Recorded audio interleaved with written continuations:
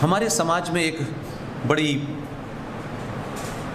Complex मान लीजिए है कि हम किसी को नाराज़ नहीं करना चाहते, किसी को भी नाराज़ नहीं करना चाहते, और इस कारण से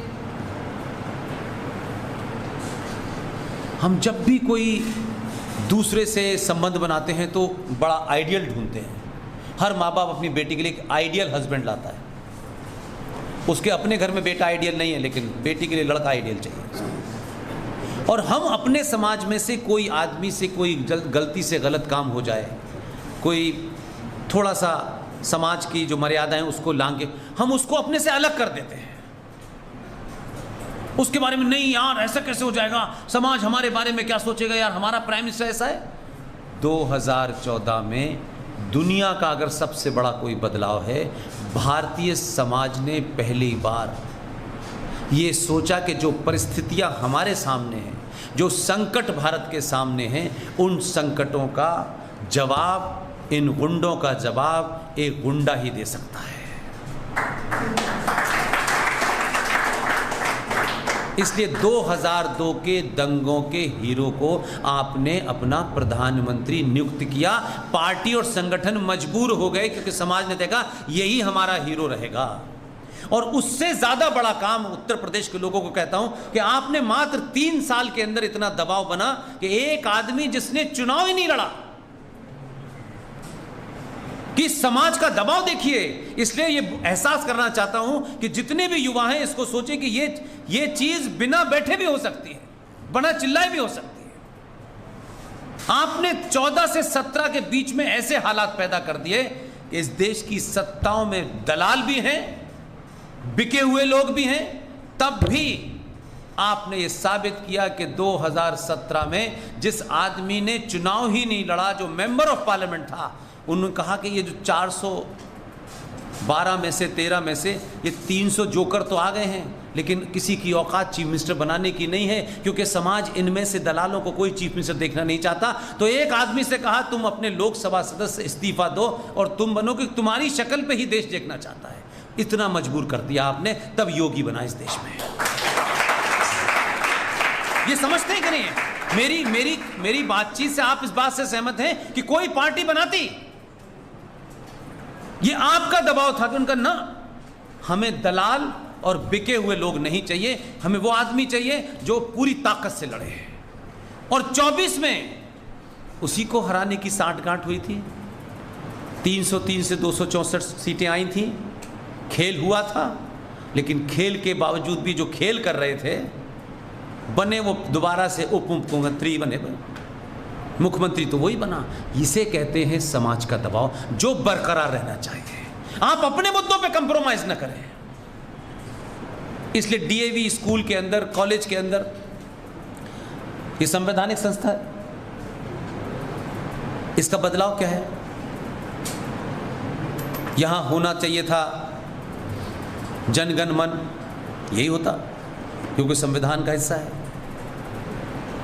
अगर यहां सरस्वती देवी की मूर्ति पे फूल चढ़ाए जा रहे हैं, ये दीप प्रज्वलित किए जा रहे हैं, वंदना करी जा रही है, यही राष्ट्र की पहचान है और यही बड़ा बदलाव है। इसलिए बनारस के रुद्राक्ष हॉल से एक मुहिम हमने शुरू की है। 2 साल पहले कोविड का दौर था। हमने कहा कि जब कोई प्रधानमंत्री आए या कोई और कार्य शुरू होते हैं तो उसमें बड़ा संविधान का ध्यान रखा जाता है। जैसे आपके दीपों को जीवित किया जाता है, ये शुद्ध सनातनी परंपरा है, उसमें ये भी ऐड कराना है। इसलिए आपके शहर में एक बहुत बड़े साहब हैं, क्या कुछ यादव जी उनका नाम है, शुरू का नाम मुझे याद नहीं है, वो शंख बजाते हैं 5 मिनट तक लगातार। हमने उन्हें बुलाया और शंख से शुरू किया।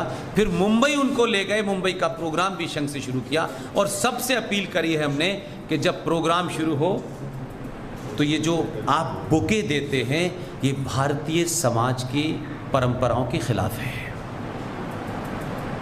ये फूल जो आप 500 रुपये का देते हैं, आपको लगता होगा कि ज़्यादा बड़ा दे दो क्योंकि ज़्यादा बड़ा काम कराना है, इसको नहीं देना चाहिए।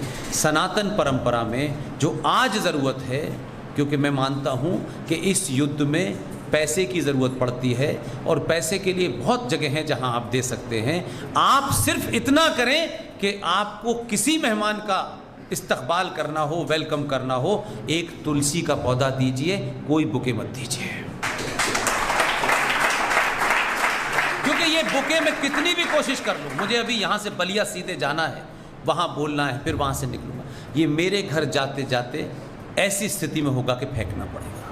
मैं तुलसी का पौधा साथ नहीं भी ले जाऊंगा तो सड़क के किनारे कहीं लगा दूंगा तो भी वो जीवित हो जाएगा। तुलसी का पौधा हिंदू नहीं है, तुलसी का पौधा साइंटिफिक पौधा है, इसलिए उसे घर में लगाया जाता है। कुछ मूर्ख समझते हैं ये हिंदुओं का पौधा है, कुछ मूर्ख समझते हैं कि पीपल हिंदुओं का पौधा है। नहीं, बिल्कुल भी नहीं है, उसका हिंदू से कोई लेना देना नहीं है। सनातन परंपरा में जो 5 तत्व हैं, जिन 5 तत्वों से आपका शरीर बना है, और जब शरीर में से जान निकल जाती है तो उसको कहते हैं कि 5 तत्वों में हमने विलीन कर दिया। उन 5 तत्वों के अंदर कौन कौन है?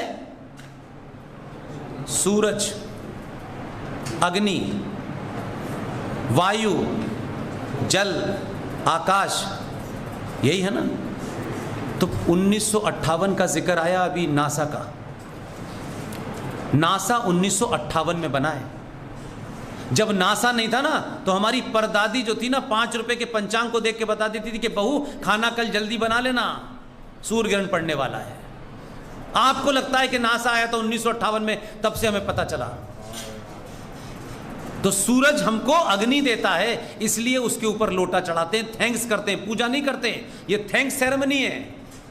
पीपल दुनिया में एकमात्र पेड़ है जो हजारों साल पहले आपके ऋषि मुनियों ने पता कर लिया था कि सिर्फ पीपल का पेड़ ही 24 घंटे ऑक्सीजन देता है। उसको प्रोटेक्शन देने के लिए कहा कि पूजा करना है, पूजा के बहाने आप हर मौसम में जाएंगे, पानी डालेंगे, वो सुरक्षित रहेगा। इतना ही भाव था। आज भी हमारी परंपरा में कुछ भी हो जाए, मां का जो रूप है, जो मां है, दुनिया में उससे बड़ी कोई सच्चाई नहीं है। पिता भी सच्चाई नहीं है, पिता सिर्फ विश्वास है। हमारी परंपरा में मां को बड़ा दर्जा इसलिए दिया गया है कि उससे बड़ा दुनिया में सूरज चांद से भी बड़ा कोई सच नहीं है। क्योंकि मां ने, जिसने मुझे अपने पेट में रखा है 9 महीने, उसने मुझे जन्म दिया है।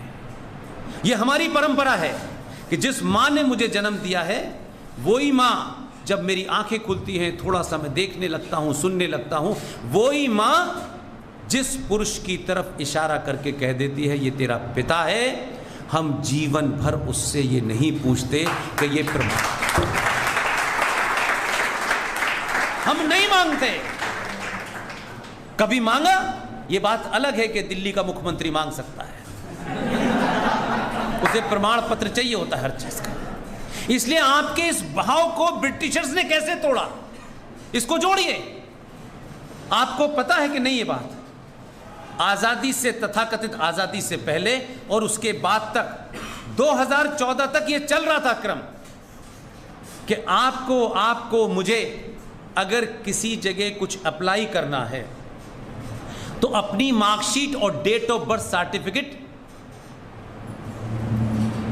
बनवाना होता था, उसको वेरीफाई कराना होता था। क्या करते थे हम? डेट ऑफ बर्थ सर्टिफिकेट को अटेस्ट कराने जाना है। कौन कर सकता है? First class gazetted officer. Fair enough. ये कब से चल रहा था? इस तथाकथित आजादी से पहले से। कौन कर रहा था? अंग्रेज। आप पूछो, अंग्रेज के पास गए कि Pushpendra Kulshreshtha son of late Baldev Prasad, इस सच को मेरी मां के अलावा कोई नहीं जानता। तो अंग्रेज क्या सोच के सर्टिफाई कर देता था कि बलदेव प्रसाद की औलाद है पुष्पेंद्र? वो आपको ह्यूमिलेट करने के लिए था, ताकि आप ये जानते हुए कि मेरा बाप कौन है, ये मेरी मां जानती है, लेकिन अंग्रेज जब तक सर्टिफाई नहीं करेगा आपका वो सर्टिफिकेट वैलिड नहीं कहलाएगा। बहुत छोटी सी बात है, एक सरकारी आदेश हुआ, इसके लिए कैबिनेट नहीं बुलाई गई, इसलिए शायद आपके लिए महत्वपूर्ण नहीं है, मेरे लिए महत्वपूर्ण है। सरकारी आदेश, सिर्फ एक जियो को निकाला 2014 में, पहला आदेश हुआ कि अब से जितने भी सर्टिफिकेट को वेरीफाई या अटेस्ट कराना होगा, लड़का लड़की अपने आप करेंगे। आपके अंदर वो भाव पैदा कर दिया कि अंग्रेज नहीं बताएगा कि तुम्हारी मां का पति कौन है, मैं जब तक सर्टिफाई नहीं करूंगा। अब आप कोई ऐसा निकल आए कि जो अपनी मां और पिता का नाम ही गलत लिख दे और किसी दूसरे को अपना पिता मानता हो। इसे कहते हैं नस्लों के ठीक होने वाले काम, आपके अंदर के भाव को बदलवाने का। आपका अगर हीरो ऐसा होगा तो आप कभी बदल नहीं सकते। इसलिए आपने उन हीरोज को कभी चुना नहीं। जिस आदमी ने 2 सितंबर 1946 को यूनियन जैक के नीचे महारानी रानी इंग्लैंड के प्रति आस्था दिखाते हुए अपने रिश्तेदार लॉर्ड माउंटबेटन ने भारत के पहले प्रधानमंत्री को शपथ दिलाई।